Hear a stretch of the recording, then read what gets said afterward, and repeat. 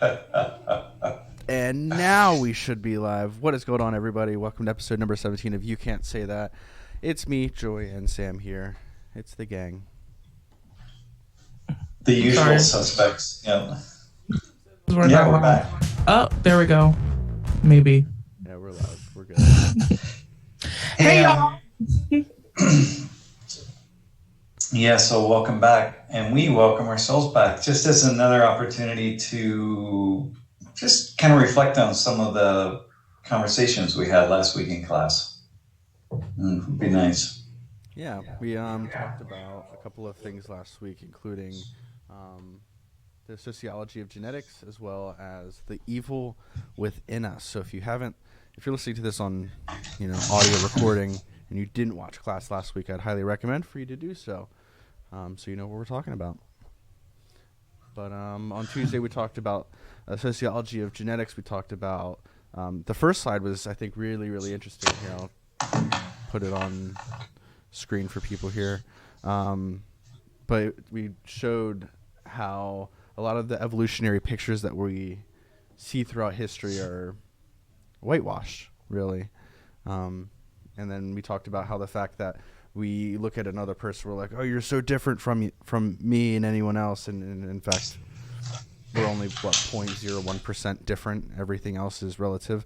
And it's also, I was listening to a podcast with Professor Brian Cox. He's a physicist and does a lot with astronomy. And he was talking about a lot of the early life.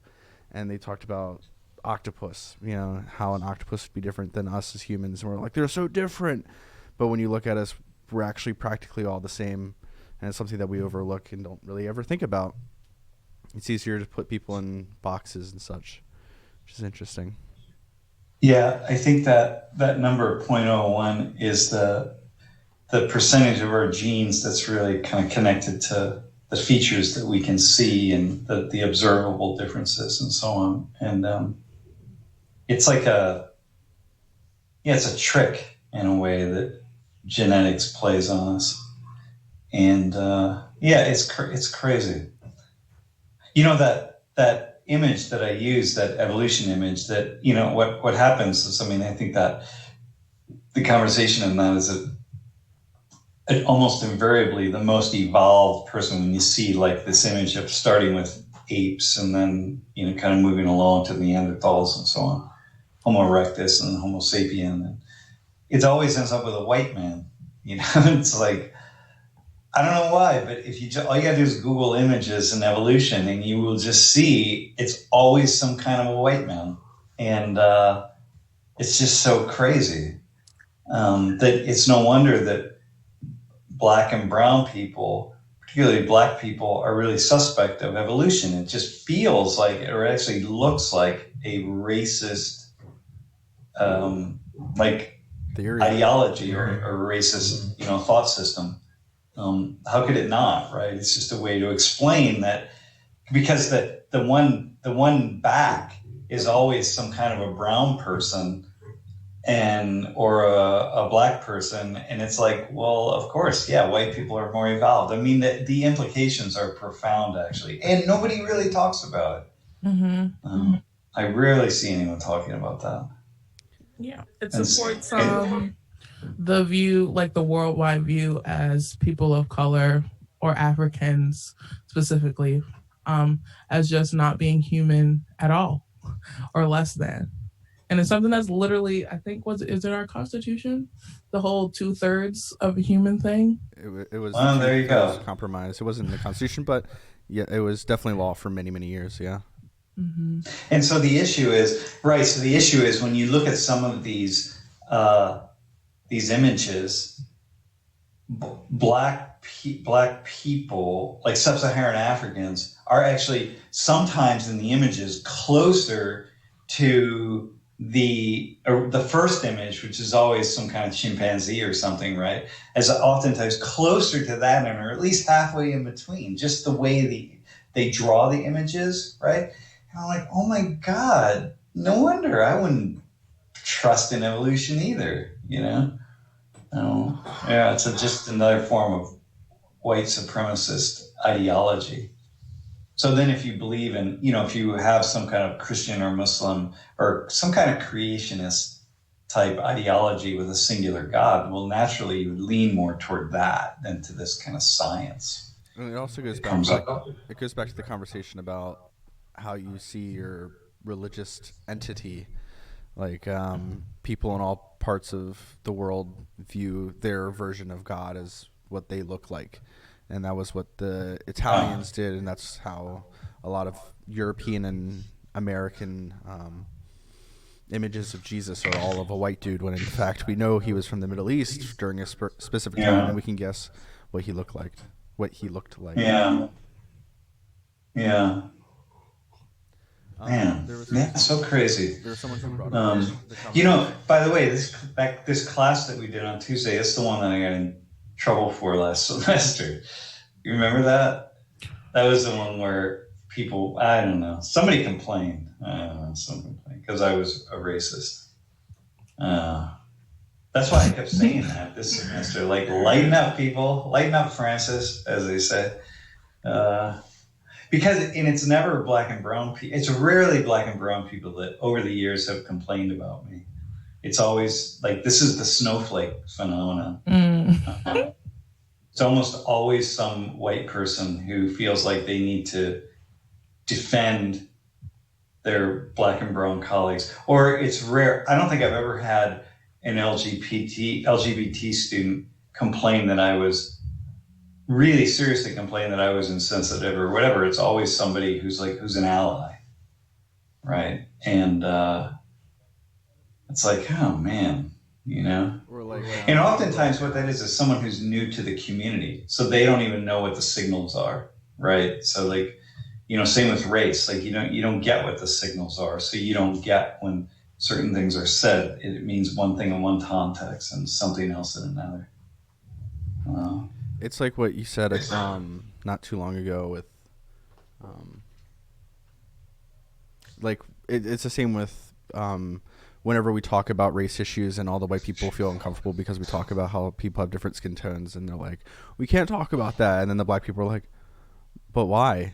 It's like, we talk about it all the time. Yeah, we talk about it all the time. It's just now we're including people who are actually of color into this conversation. Yeah, it's funny.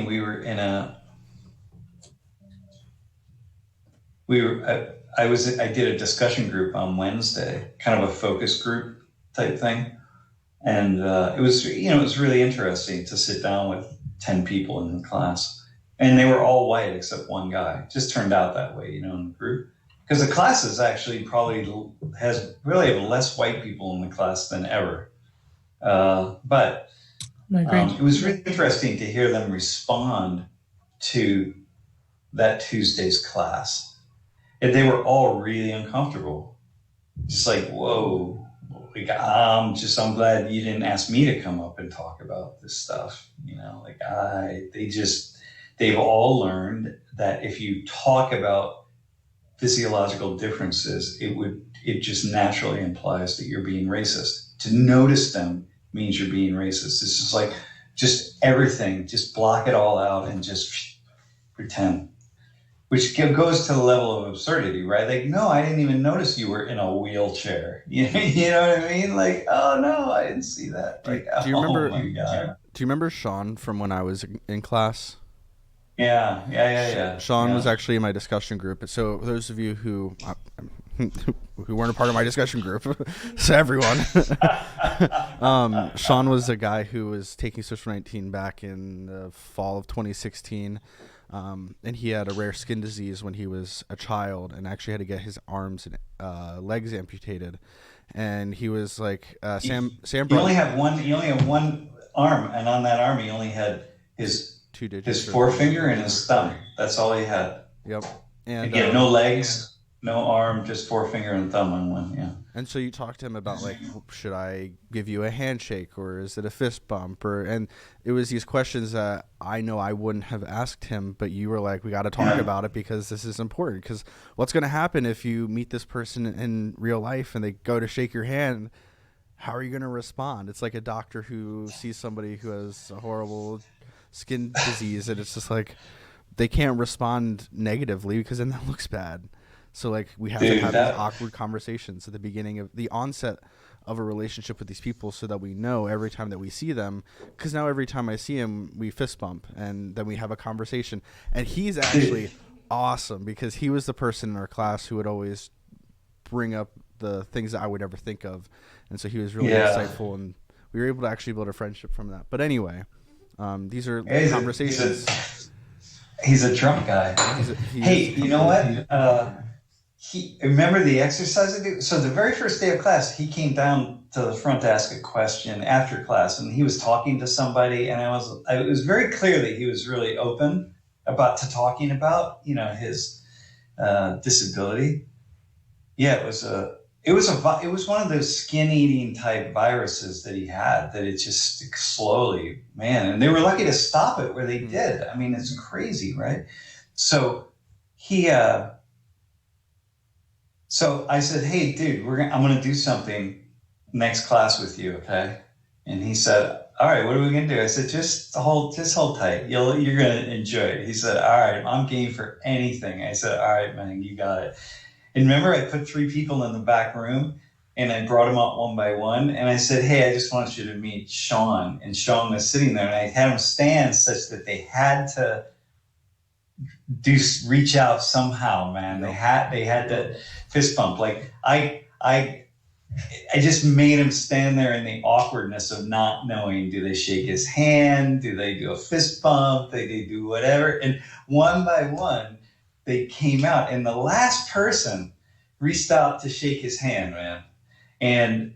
But with their left hand, because remember, he was left hand. He was on his left hand, so he had his thumb and his forefinger. So they actually reached out with their left hand, and the whole class erupted in some kind of applause, right? Because it was just like, who's going to get this, right? That was very funny. Yeah. Super awkward. Not for me, not for Sean. The irony for him, it wasn't awkward at all, nor was it for me, because I worked in the disability community for many, many years. So it's just one of those things, you know. But yeah, it's really about learning. It's about just having experiences. If you don't have experiences, you just can't. It's awkward in the beginning. It's always going to be awkward in the beginning. You know, like I had this idea. I was reading this thing about, it was like the sociology of group sex, right?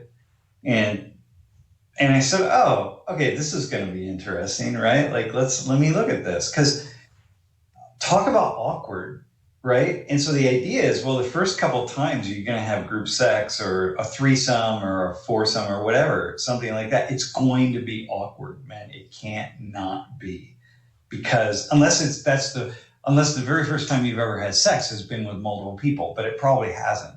And so therefore, imagine you're like my age and you're like, okay, I've always wanted to try this out. Let me try it out after, 45, 50 years of my life, right? And like, it's just going to be, but then it's going to go on. And, the second time, the third time, at what time does it not be awkward? Sometime it's going to be, but it will always be awkward the first time.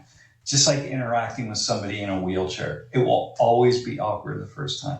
But anyway, I just had the group sex thing because I just happened to read that piece. I was thinking, I should use this for class. But then I was like, no, whatever.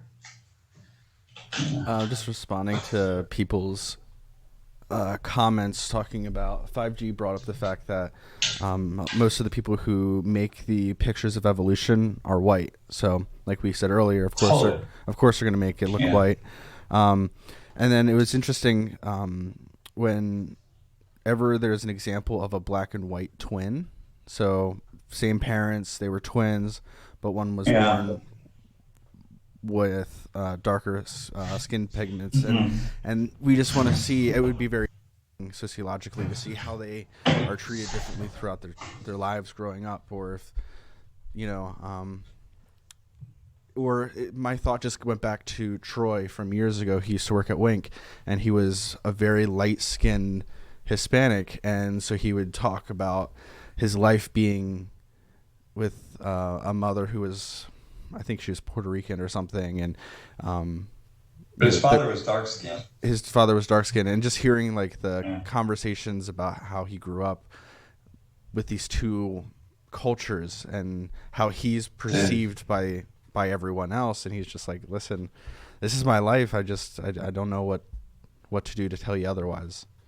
Because he would say some things that people would be like, you can't say that because you look white. Yeah. He was like, listen, but I'm not. Yeah, it's really incredibly complex, man.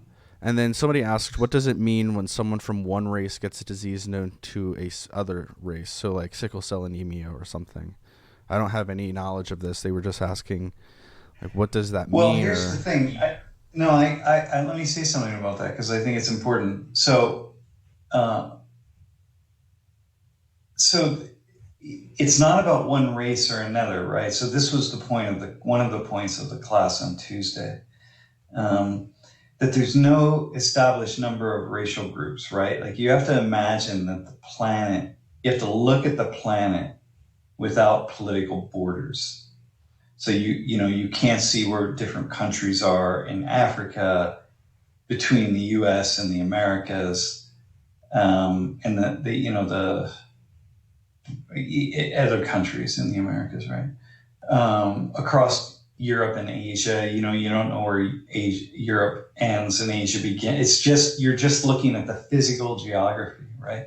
Now imagine that in that moment, or looking at that, you have to decide where the racial groups are, right? You have to draw circles around the different racial groupings on the planet.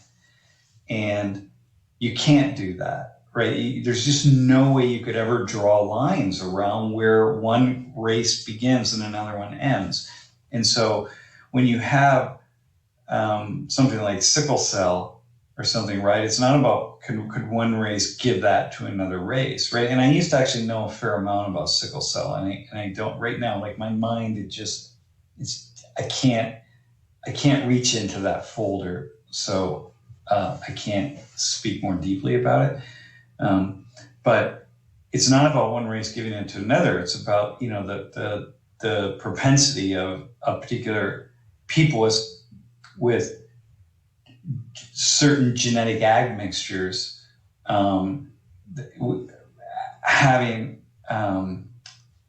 just what their genetic coding is, you know what I mean? And the different ways in which you might pull something in from somebody else. Like, so Joy, you could have a child with a really dark-skinned man, and your child could be really light-skinned because somewhere in the two of you is that recessive gene for light skin, and maybe it's been hidden for, 6 generations, right? But it's there. It got in there. You're one of the gene pool of one of you, right? And it just boom pops out, right?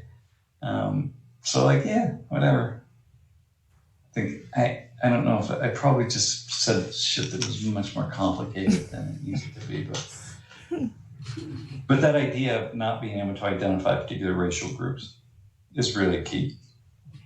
It's ancestries, right? And it's looking. Joy, did you ever do an ancestry test?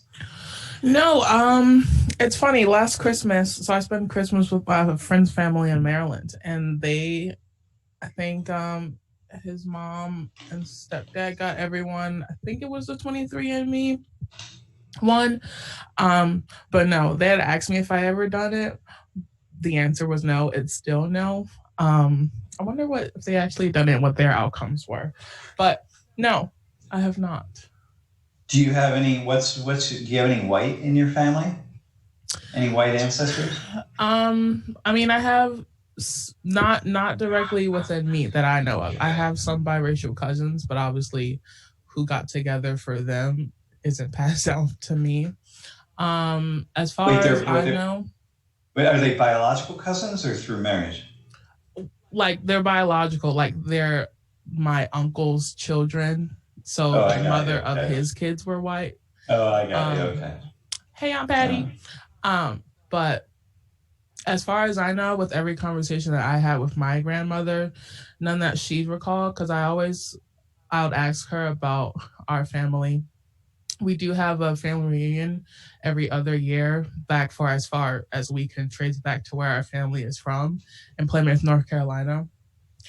The only thing, I guess, non-African descendant that I know is Native American blood. And it's not that it's like hearsay. She would talk to me about a man, her grandfather, and a set of twins that were always around. And they were actually, we had a relationship with them, and my mother specifically. And then he was killed. And that's kind of where that relationship ends, according to me. But not that for anything. Yeah, so interesting to do a test, to do one of those kind of biogeographical ancestry tests. Let me see if I when one of them pops up half price or something, I'll let you know. It's cool. Pretty common. They'll often do it on Valentine's Day because for whatever reason. That's coming up. Interesting. No, I definitely would want to. Yeah, that's cool.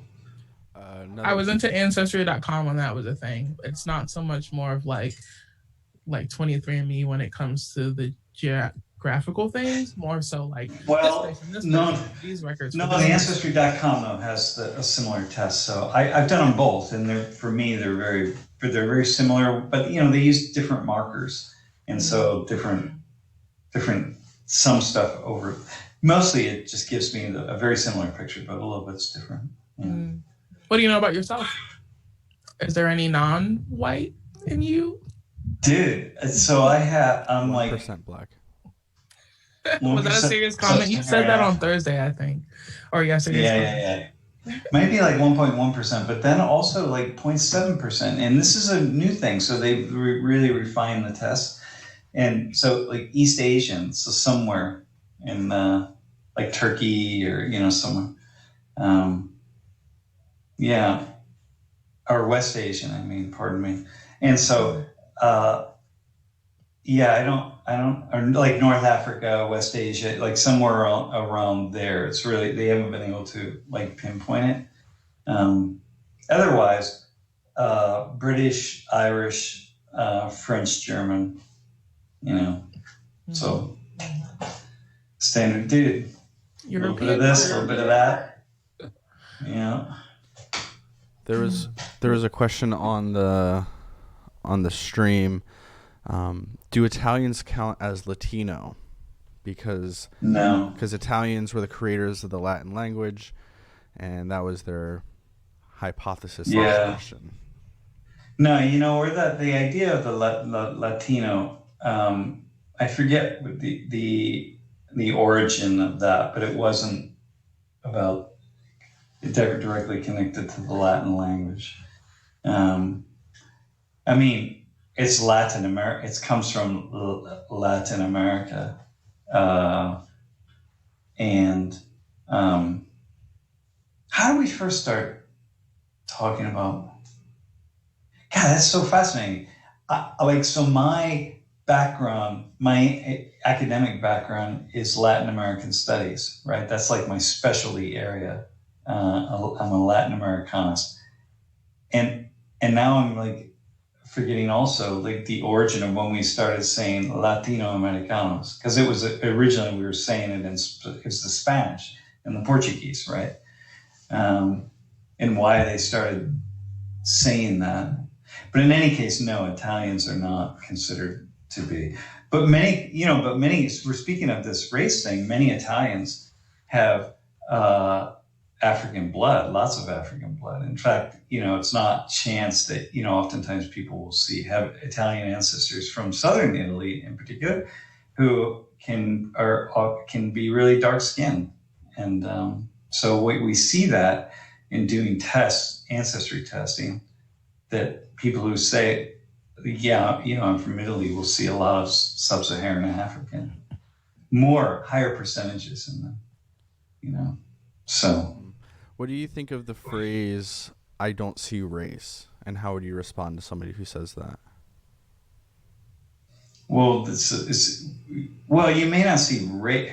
Well, actually, look, first off, kudos to not seeing race, because I don't see race either. I see physiological differences and I see ancestry differences, but I don't see race because I've stopped really thinking in racial terms, meaning like that there are a certain number of racial groups. But I definitely see physiological differences. And when I see differences, I know that those differences also not only have physiological meaning for people, like Joy, for example, on these gray days when there's not much sun. It's like, Joy, you need to make sure you get out on sunny days because you need that sunshine to keep your body healthy. And you need a lot more than Jeff and I. What's that? Otherwise, I'll be gray and sad. Dude, exactly. Low energy, no color in my skin. Dude, exactly. You need more than Jeff and I. Like, you need more of those UV rays for you to be really healthy. So I'm seeing those kinds of differences all the time. That's just part of life. So I see ancestry differences. I notice them always, man. I'm always like, and there's nothing wrong with noticing them, you know? What do you hear when people do say, well, was the phrasing, I don't see race, or is that more like the comment, I don't see color kind of comment? I don't see color. It's the same. What do you hear? When's the first time you've heard, I don't see color? Me? Mm-hmm. Gosh, man, 40 years ago? 50 years ago? I don't know. A long time ago. I don't hear it that much anymore, actually. It feels like people it seems like people have sort of started to learn that they don't have to say that or not to say it or something. I feel like I see it as often in the black and brown, or I hear it as often now these days from black people and brown people as I do from white people. And I think it's a different context, though. I think when white people say it, it's the like escape to say that I'm not part of the problem. But I think times that I've heard it come out of people of color mouth, it's when people are being questioned on like interracial dating, or if the conversation is black men and white women, or just a double standard on how black women feel about that, but the lack of conversation or consideration when black women are dating white men, the conversation is kind of different. But usually that's when I hear it when it comes from people of color. It's when it's regarding who they're willing to date. Yeah, I'm with you. I agree with you. Yeah. And so white people are sort of starting to learn that if they say that, it's actually like a racist trope or something, you know, whatever. You just don't say that. It's like saying my best friend is Muslim, or my best friend is Mexican or black or something. Just don't say that. Even if your best friend is, just don't say it. Which sucks for people who actually have a best friend. White people who have a best friend who is black, or straight people who have a best friend who is gay. Like, I know your best friend is gay, but you can't say it anyway because you'll still be made fun of. So it's like... it's like me bringing up Dimitri all the time. Oh, man. They can hear me. That's like me. I never talk to people about what I do. It's like when I make some kind of maybe like an edgy comment, I'll be in some situation and I'll make some edgy, awkward comment, and I'll be like, I want to say something like, dude, you don't know who I am. If you knew who I am, you would understand that. If it's like, here, just go to my YouTube channel or whatever the case is, right? But I can't say that because that sounds like I'm defending myself. So I'm just like, well, whatever. You can just think that I'm this like racist schmuck or something. Like, that's okay. I don't know. Well, I accidentally had myself muted on Zoom, but it's like me bringing up Dimitri all the time. It's like, I don't have to. Yeah, exactly. You're right. Like Dimitri, and when you bring up Dimitri, it's not like you don't know. You just know that he's probably not from central Pennsylvania. But yeah. I mean, if I told people where he's from, they wouldn't know, and then they'd be like, they wouldn't know anyway. Exactly. And then they'd be like, it's an African country, and then they'd be like, I've never heard of it.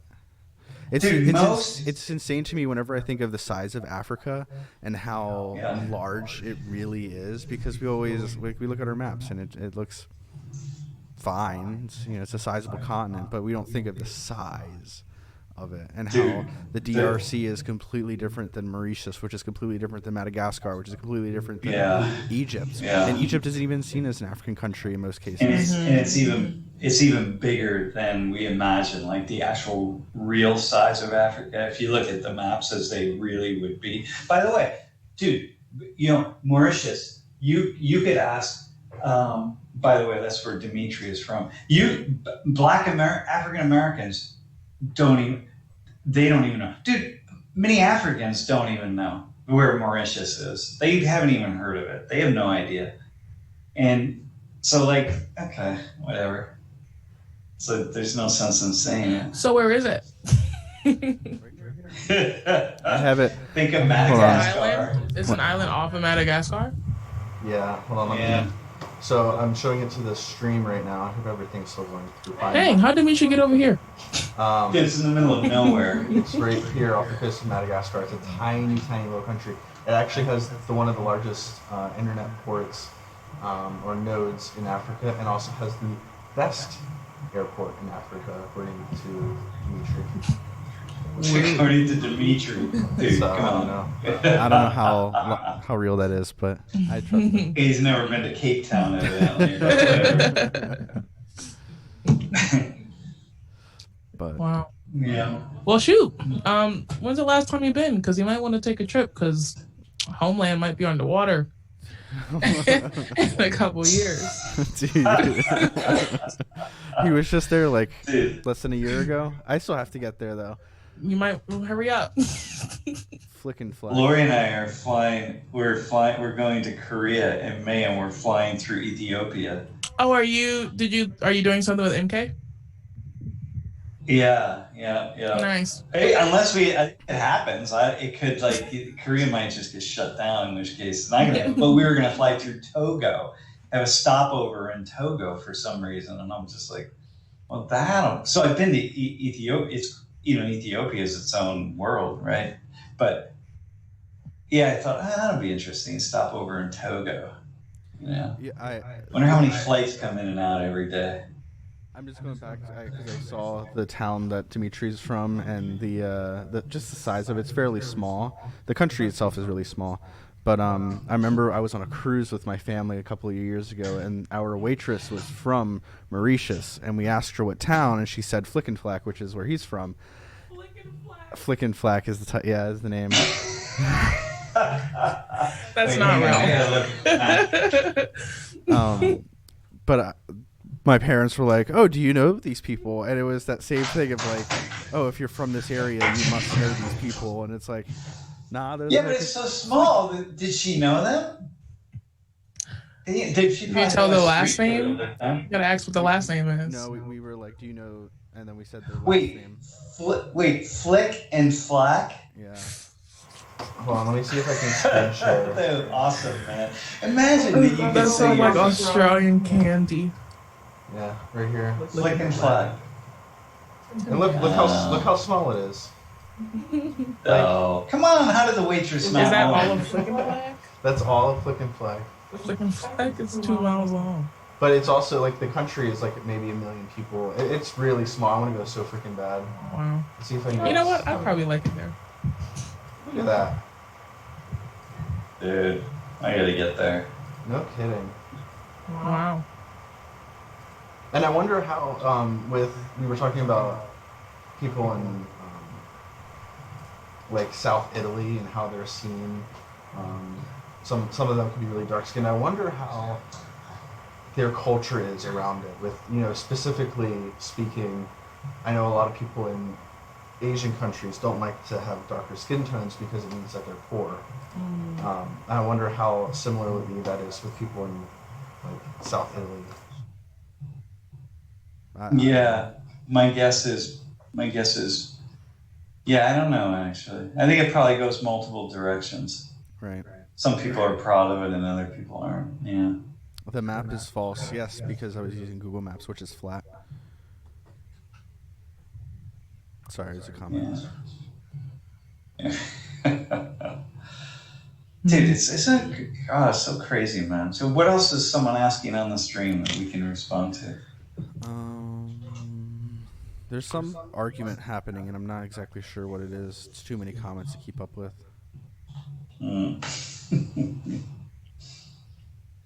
What's going on? They're talking about just different skin tones and such, but I'm not exactly sure what's happening. You know, it's crazy, right? Like, hey, yesterday's class was pretty cool. It's really nice having Arnica. She just has so many fascinating and interesting ideas. Yeah, that was dope. Yeah, no, go ahead. I thought, well, at first, like when Jeff told me what the class was, I'm like, oh, is this the White Devils class? Right. But then getting into it, and once it got to more of the Holocaust bulk, I just kind of thought back to maybe the last 2-3 semesters when you did this class, and that one semester, it might have been the class I took it, because it was a semester where Jiggy had to be like, but like the trigger warning and just like I don't even think you showed all the same media. No, that was a different class. Approach. No, the Jiggy one was a different one. That was the one when I was talking about suicide and cutting. That is true. Yeah. But any other time you've done this class, I think you kind of completely jumped into it. But I think this one you kind of laid it out a little bit more differently. That was cool compared to the other times that you've done it. And having a German, was she a historian? What was her specialty? She's a sociologist. Sociologist was even more like, okay, don't take my word for it. Because there's this one dude on Twitter that's always like, why am I sitting here looking at stuff with no sources? Oh my God! This dude every time. We have a lot of people who are asking for quotes, or not quotes, for sources and links and stuff, especially because it's like, well, this is fact, and then people are like, well, we don't see all of. I have to look at the tweet. Hold on, let me try and find it. But wait, I put sources on most things. When I put data up, I do. But like, yesterday, I think. No, the past few classes, like you'll have, like all of your slideshows that'll. Hold on, I'm trying to find one specifically. So if like I put point, the Yemen. Well, like 0.01% you didn't have a quote for, and then the map you didn't have anything for, and then like, you just need to put these sources because at least this one person is losing his mind over the fact that you don't put sources on all of your slides. Well, surely at this point in this semester, he's already lost his mind, so I don't have to worry about that person. The quote was, I want credible sources for these slides, quote unquote, facts without sources aren't facts. And then later he ended up retweeting his own tweet. For yesterday's class. All right. I'm gonna put a source up that'll like direct him to some. Yeah, I don't know. I'll turn into the Daily Mirror or something. Who knows? All right. And I think it was more on the idea of exploring. It wasn't so much more writing the history of the Holocaust. It's just like put into perspective of the fact that everyday people can turn around and do these things. And even in other genocides and massacres that you mentioned about how this is just what people turn around and did after certain narratives was put out there and a certain level of hatred was just allowed to fester.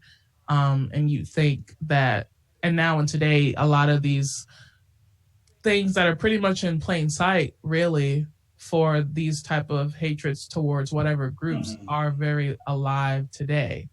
And it's really scary, but we don't even take that in. And it's so blatant in our face. Yeah. So I'm thinking about this, and I'm thinking that I wonder, given what you're saying, the problem of just putting some random sources up, actually, I'm not random. I can put the sources up, right? Like, the one number, the 10 million who are, in deep in famine mode in Yemen that's the UN. That's a UN report, right? And the 10,000 who died in Yemen, that's also a UN report. report. So I can just put UN report, whatever, right? But the point being that, which I do. I mean, I do when I'm using data and I have a particular study or something, I put it up there. But sometimes I just forget. I don't think to do it. Mostly because it just can ruin the like aesthetics of the slide. You know what I mean? But the other problem is if I just put like some source up there, is someone going to go to it? And if they don't go to it, it's credible just because there's fine print source at the bottom of the slide. So therefore I'll believe it. Like, don't believe stuff just because there's a source. Like you have no idea what, like I see studies all the time. And then I'll see data, right? It'll be some study and I'll say, okay, hang on. Oh, that looks really interesting. You know, like X percentage of people with XYZ, right? And, you know, do ABC. I mean, whatever it is, there's something. And then I'll say, oh, hang on, I better look at that. That sounds a little bit something. So then I go to a source, I look a little further, and then I say, nah, that really doesn't do it. Yeah, I know, you gave me that, but I need to go further. And then I keep going back, and I find out, oh, man, no, come on. Somebody along the way really exaggerated. But if I just stop at that first source and put it up, what's that mean? And so students in the class or anybody watching the stream, whoever it is, you just got to trust that I take this stuff really seriously and I'm really careful about the things that I put up. So just me putting a source up doesn't mean that therefore it's credible. It's not credible just because it's a source. It's credible if the only thing is credible is that I am very careful about the things that I choose to say or put out there, knowing that you are not going to see the source on the slide and get your phone out and start Googling it and then do the kind of research that I would do to make sure that that number is accurate or it actually reflects what it says it reflects. So you either have trust in me or you don't. And me putting a source up is not going to make it any better. It's actually worse because what I would be doing is sort of supporting people to just believe things because some authority figure said it was okay to believe. And then, you put a little footnote at the bottom saying, and by the way, you can believe me because I have a PhD in sociology, or I got that from the United Nations, so therefore it is correct. Or Donald Trump said it, so therefore it must be correct because he's the president of the most powerful country in the world. It's like, no, nothing matters. Anyway, that's my thought on that. At the same time, I think it's really good for people to question. You should question me, but don't accept it just because I put a source up. Dudes, response? Let's see. I mean, the whole point that you consistently bring up in the class is that what you're doing is just trying to provoke them to think and to look it up. And so even if you did have sources, it's like, go on the internet and find other sources. Try and find other things that would either back this up or would convey the opposite and see why it's conveying the opposite. Because we have to remember that studies are mostly done with very small amount of people. I mean, it will change obviously by the different study, but I remember there was a study that Anthropology 140 talked about yesterday, and it had 500,000 people. It's like, wow, that's a lot of people on a study. We never see studies like this to that size, really. Yeah, exactly. And people change their mind and have breakthroughs. Like, that's the thing about science. Whenever people, especially religious people, talk about science in a negative way, and they're like, well, they never know what they're talking about. It's like, well, because we learn different things and we evolve. I had a pastor who told me once that he would rather be steady in his beliefs than be like a leaf blowing through the wind. And I was like, man, you'd rather just you want to stick to what you think that you believe, and then even if more information comes along that disproves everything that you believe, you're still going to be like the earth is flat. Like the earth is flat, the earth is flat, or vaccines are bad, or all of these things that people put, and then they just, this must be truth because I saw it on the internet, and then they never question it. Or I'm on Facebook and I constantly am talking about anti-vaxxing, and therefore all of the news stories that are being presented to me are all about how anti-vaxxing is the way to go.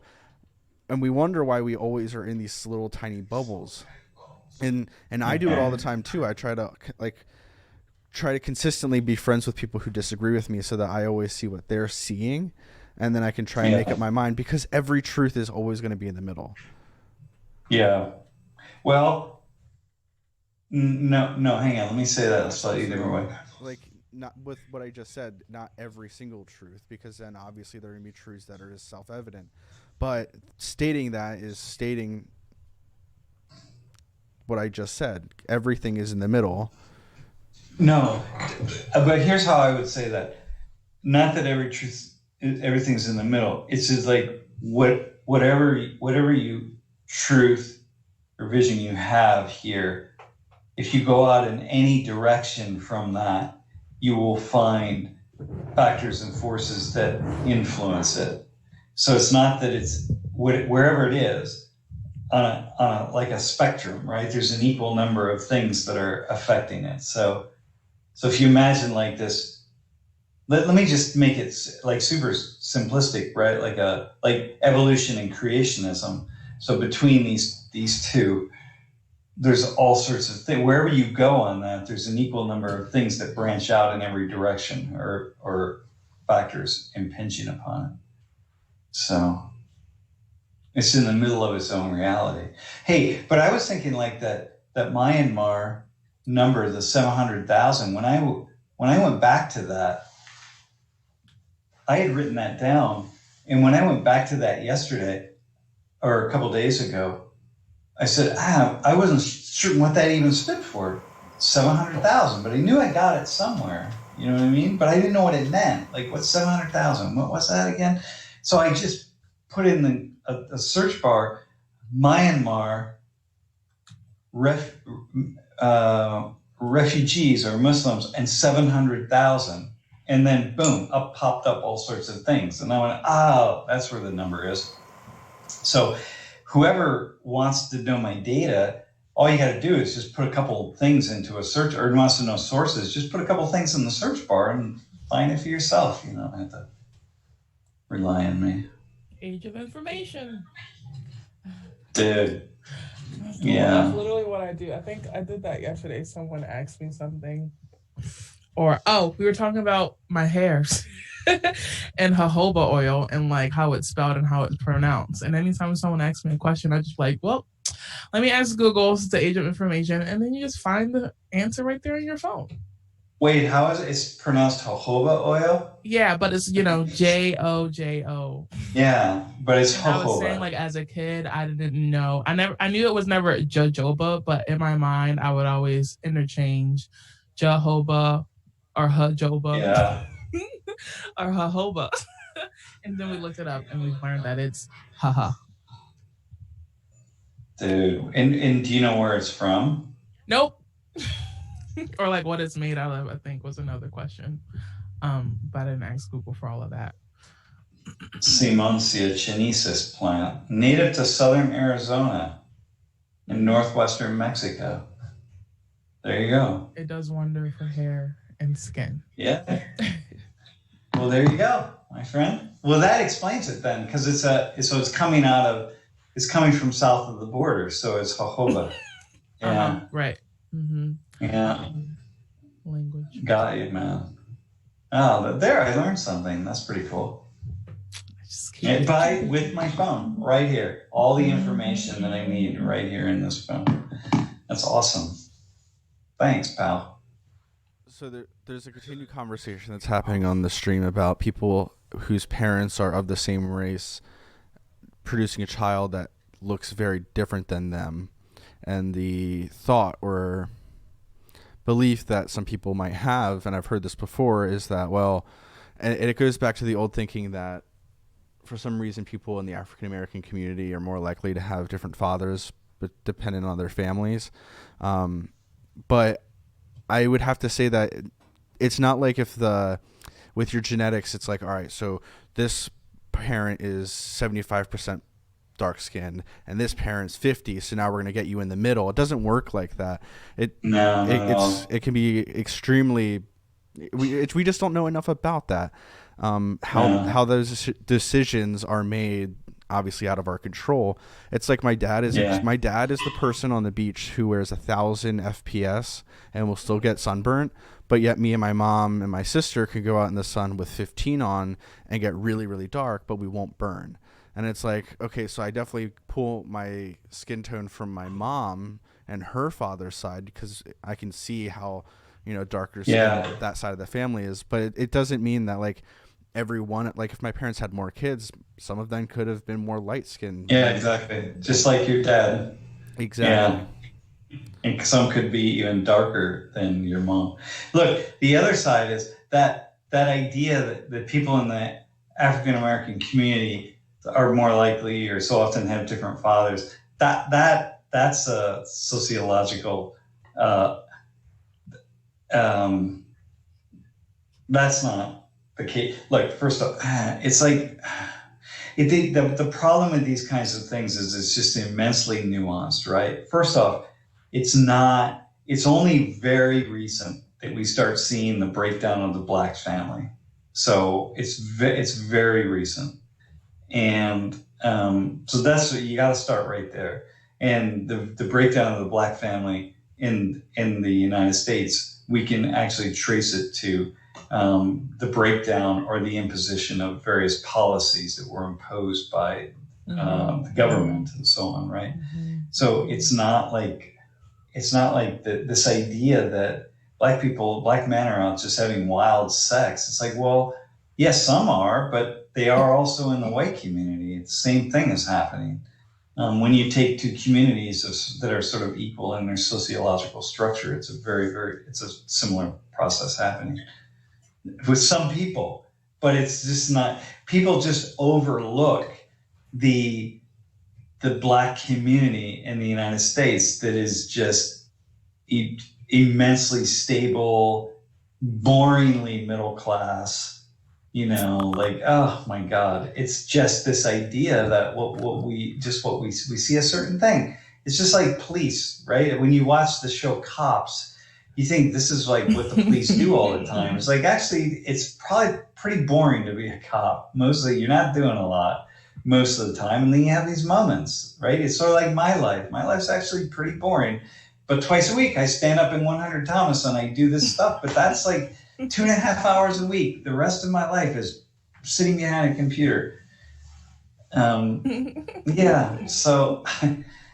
Yeah, most of the time cops are just standing looking for speeding tickets, or doing. I said most of the time, real cop work is sitting on the highway, making sure people aren't flying by because there's going to be that one idiot who just bought a sports car or a motorcycle and they just. Let's see how fast this thing could go, or doing paperwork. Yeah, exactly. I just think we miss out on anyway. But that's the first thing about the sociology of the Black family. And the second thing is, genetics is just immensely complicated. Like these genes can be recessive for a while. You could like not see it in several generations, and then suddenly there it is. That's what makes the human experience, right? Like with genetic patterns layered on top of human migration, it's just really complex, and it's a story that we will never fully understand. It just will never be possible, especially now that people are just the world is being globalized. So it's like if our understanding of genetics and our ability to really see the world and trace the world genetically, I'm just thinking of this now. If we would have had this 100 years ago, before we see these mass global migrations in the way that we have, we might have gotten closer to really getting a really cool story. But maybe not. Maybe I'm just making that up. Yeah. All right, man. Anything else that's happening on the stream, and then we got to get back to work. Yeah. I was just gonna ask. Do you remember last week when we were talking about? I'm just trying to. We were talking about how we, with viruses, we look for the symptoms and treat the symptoms. And you said something about the same thing with economics and poverty and how we just treat the symptoms. There's a question, what do you think about Black conservatives like Jesse Lee Peterson, who talk about how life was better for Blacks during time of oppression because the family unit was together, and that the welfare state is responsible for absent fathers and criminality, etc.?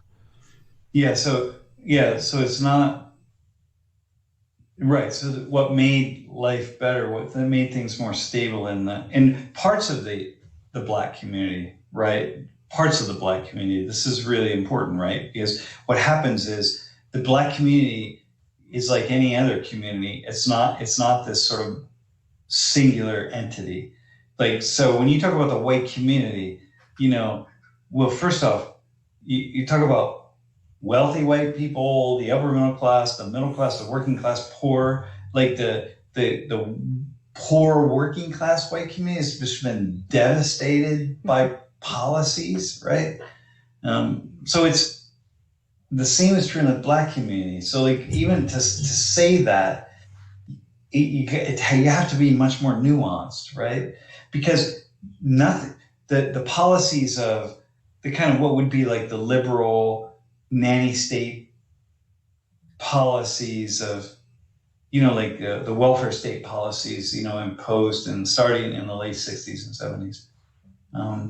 That didn't have much of an impact at all in the Black middle and upper class communities. Like those communities just continue forward, right? So it's really, and so what these Black conservatives are saying is, look, we stepped in to try to fix the symptoms, meaning like poverty. We're gonna try to help people, give them safety nets so they don't fall into poverty, but we're not going to do the work we need to do to restructure the economy to ensure that people have jobs, which everybody wants to work, right? Like people want to work. And so the thing is like, well, then create jobs. Like why are you creating these welfare type policies of giving people just enough to keep their heads above water, but not enough that they fully get a firm footing and then go get jobs and do what they need to do, right? And then create jobs.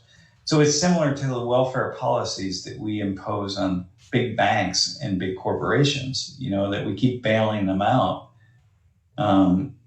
Or farmers, right? We keep bailing them out, but we don't do the work we need to do. Like dairy farmers in the US, like we'll raise the price of milk, my friends, right? The reason dairy farmers can't survive without government welfare is because because the government controls the price of milk per pound. You sell milk by the pound, not by the quantity of the milk. And so just raise the price of milk, let it go on the free market.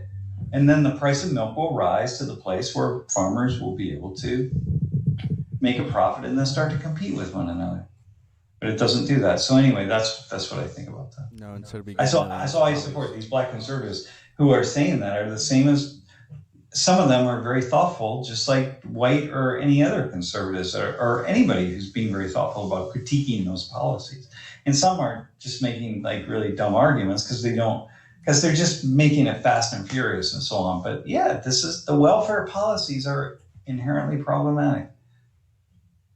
They can't be inherently problematic. They aren't in and of themselves because we have many, many welfare type policies that on the outside look like it's a problem, but actually on the inside, when you do the studies and you watch it, like Andrew Yang's idea that everybody gets $1,000 a month no matter what. And you think like, that's crazy. Different. That's like, yeah, well, no, what's going on now? I think it's the other way around.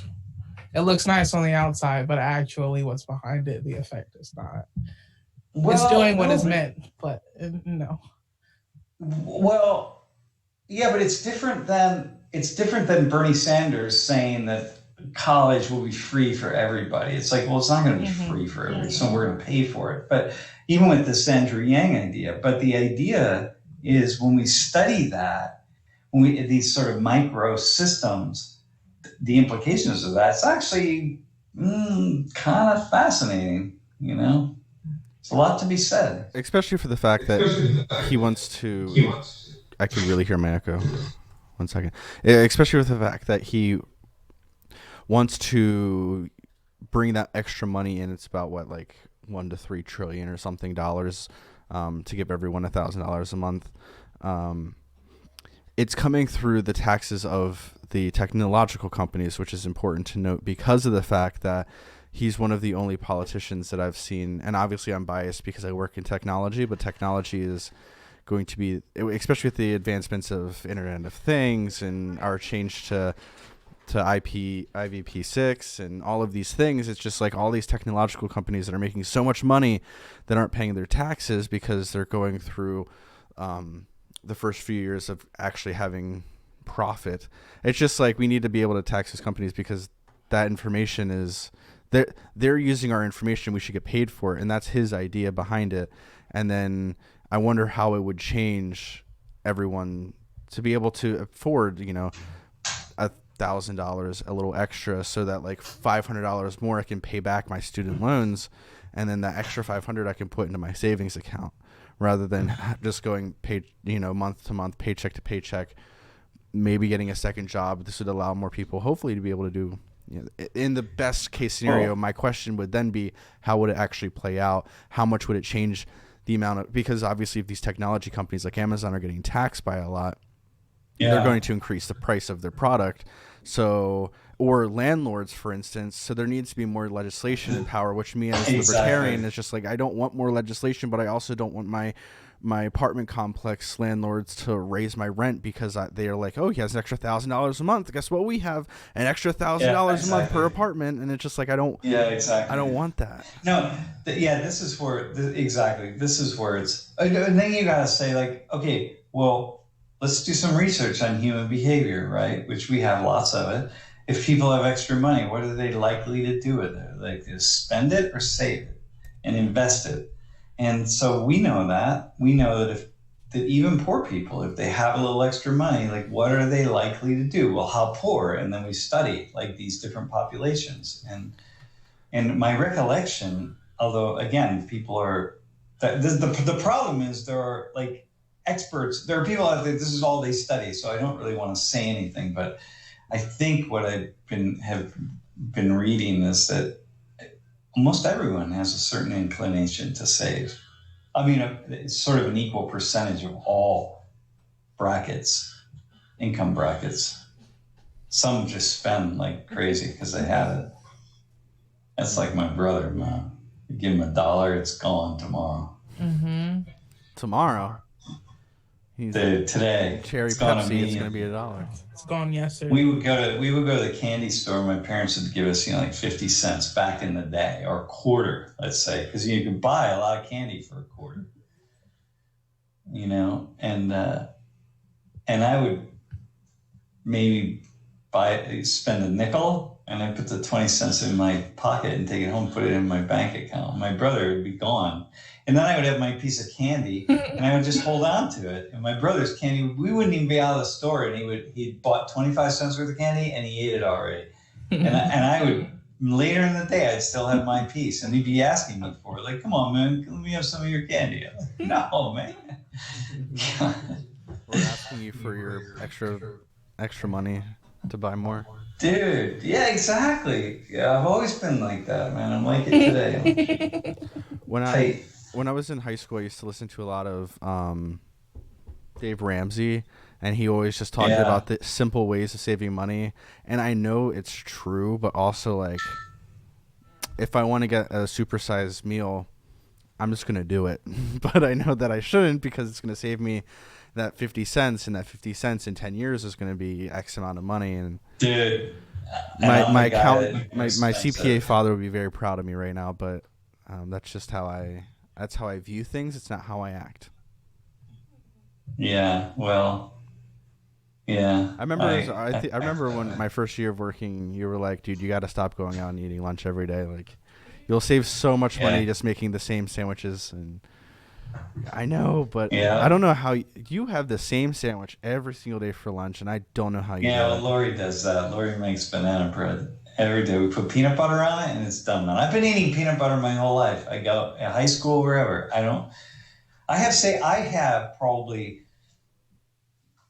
probably have by this time $30,000-$40,000 in my retirement because of not eating lunch every day. Probably because it's the miracle of compound interest. Joy, listen, it's the eighth wonder of the world, the miracle of compound interest, man. You just $1, $2 in a retirement account today. In 40 years, the $2 is $8, and then you just keep multiplying that, right? And it just goes and goes and goes, and then you get to my age, and suddenly you got all this money, and you're like, damn, it's because you can't touch it because it's in a retirement account, but whatever, right? Yeah. But it won't matter for you all because all you need is a bathing suit and a snorkel.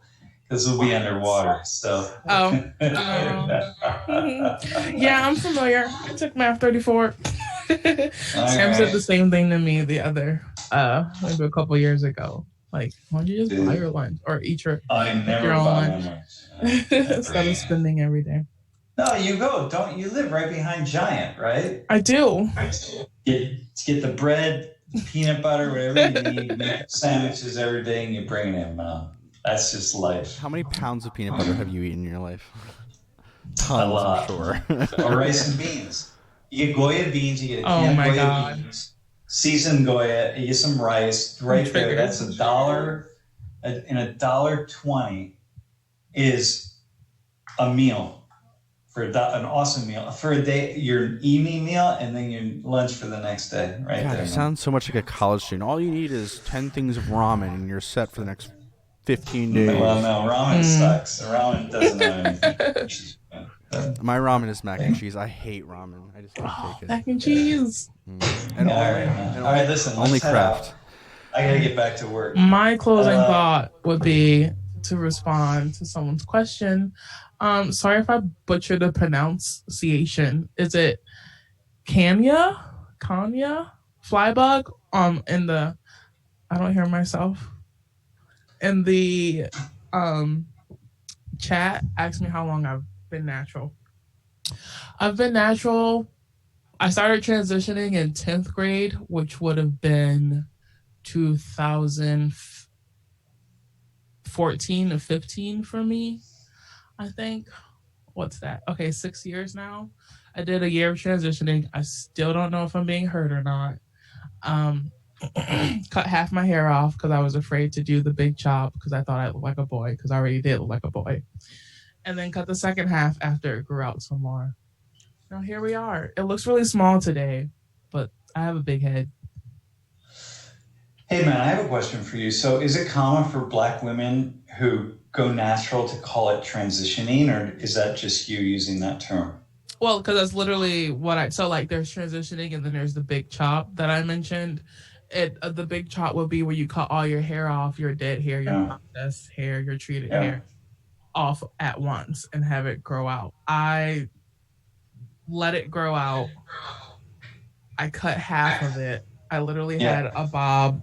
My nickname in high school was Dora. I had like a bang, this bowl cut, let it grow out, then I cut the rest of the dead ends off. So, but this is already a full head of natural hair, so I'm not. No, totally. I see it since I see the transition in the past few years. Mm-hmm. But listen, I dyed my hair a couple of years ago, but that's all gone now. But the use of the word transitioning, do other Black women use that term? I'd assume so, because that's where I picked it up. Like when I started, it was just because my brother's girlfriend had a hair salon, and then I was much more of a tomboy when I was younger, and then she started training my hair. She'd perm it, she'd press it, try to put like weaves in my hair. I'm not with it. So it just got to the point where it was like I realized I actually don't have a relationship with my hair. Never really understood, didn't know what it really looked like or anything. When you really sit down and think about it, it's like I really don't know. So I just went on YouTube, and then I had a friend of mine, Sonia. She was staying with me for a little bit, and she actually walked me through how to do Bantu knots, and I started off doing that. But I think like that's why I learned the term was when I was starting it and trying to just teach myself, looking on YouTube. That's the term that you hear. So I didn't make it up, so I'm sure that that is actually what we say out there. Yeah, exactly. Yeah. I say that way because I actually don't have a lot of Black female friends here in State College. Or even the ones that I do know, that not a lot of them are natural. Probably a lot. Most of my like Black friends that I know, or at least associates who have natural hair, is probably here at World in Conversation. Honestly, yeah. With natural hair. Every now and again, like Chaluvia came up to me yesterday and was like, "I have a question, and it might be offensive," and I didn't know where she was trying to go with it, and I was so like caught off guard when she was like, "Your hair." I was like, did this Black woman just come up to me and say this might be an offensive question? And she had asked to touch my hair. Dude, hang on. We are not that sensitive at World in Conversation, okay? This is like... But it was interesting because I never thought of it. And I thought back to when... what was her name? She had came down in class one day and when you were talking about hair and the girl with the hijab, and she was like, as a Black woman, I wouldn't be able to ask anything that's offensive because I wouldn't ask it. But in the event that you do, I don't know. I didn't expect someone who looked like me to take that approach. But I guess it is a level of like respect, because obviously that's what we say, like, don't just come up and touch my hair. And it makes sense that there isn't an exception for that, even if you are a Black person. Especially like for my guy friends who do that, I'd be so mad. They just want to don't do that, dude. Well, anyway, I've heard women use transition, right? And I didn't know if that was like the word, like transitioning, but I got you. Yeah, I kind of assumed it was, but all right, cool. Dude, final comments from you, and then I gotta go. I muted myself on Zoom. Okay, so final thoughts. I don't really have any. I'm just trying to think of everything that we're going through in the past couple of weeks, but just I'm loving the conversations and how they're going a little crazy on the chat. Like our comment section is booming right now, which I love. We can keep it going. They can just keep talking. So well, that's what Discord is for, but we don't have very many people on our Discord yet. By the way, if you do follow the Discord, or if you're a part of it, it's only going to get better the more that we talk. So. Dude, yeah, exactly. We would use Discord instead of the chat on YouTube. Well, we would use the chat on YouTube from when we were live, but Discord can allow people to continue the conversation later. The problem is the people who've commented on Discord thus far are putting like 5 paragraphs, and so it's a lot to read. So the smaller, the better. Oh, my final thought. Arnika asked, "How was the chocolate?" I don't know. Dude, Arnika, it's great. I'm enjoying all of it. No, actually, I was, Arnika, yesterday I was going to hand it out while you were in class, but then I had the idea that I want to do that thing that I do on chocolate and slavery. And because all of the chocolate you sent is fair trade, I thought, that would be a really nice time to give it out to the stream team. In that class, and now the class has met you, so I can say, hey, this came from Arnika. So anyway, I have it. It's in my office. I mean, hang on, I kept a couple things for myself. I have to say, but just a couple small things, y'all, not big things. But yeah, I'll bring it. And I'll bring it to class when we do the by the way, it's really good chocolate. I'm really excited to talk about things that aren't race related. I mean, obviously we're a race course, but somebody brought up, is there more in sociology than race? Of course, and I'm excited for when we get to that. Yeah, totally, man. Yeah, totally. All right, y'all. Hey, thanks for watching. If you want to keep the chat going, I don't know if you can even do that. Discard. I'll play some music and just let people continue chatting for a minute. Oh, cool. If they want. Dang, All right, man. I would be a part of it, but I'm actually 15 minutes late for a meeting. All right. Okay, we'll see you all. Thanks, man. Later. Ciao. See everybody. We're just gonna rock some music. Okay, So let me run down the hall.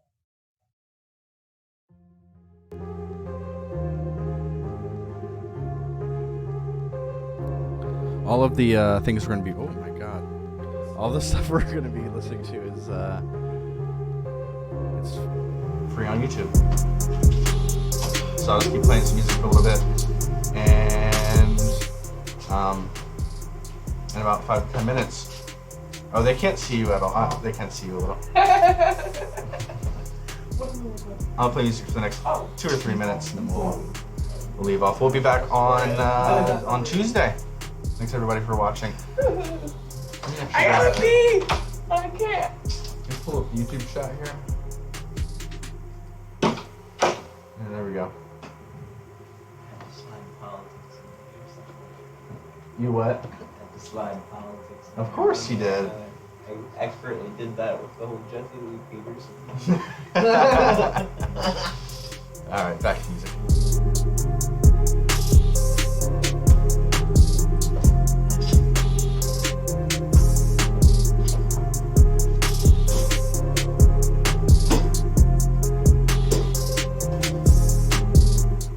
Nothing's wrong with free trade. We love free trade.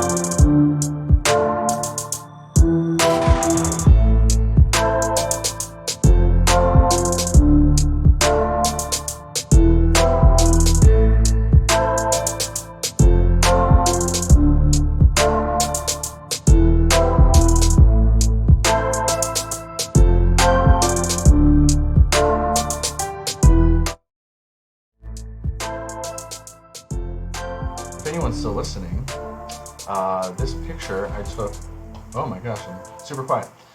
This picture I took 3-4 years ago, Beaver Stadium. It's one of my favorites. It actually goes, let me change this background.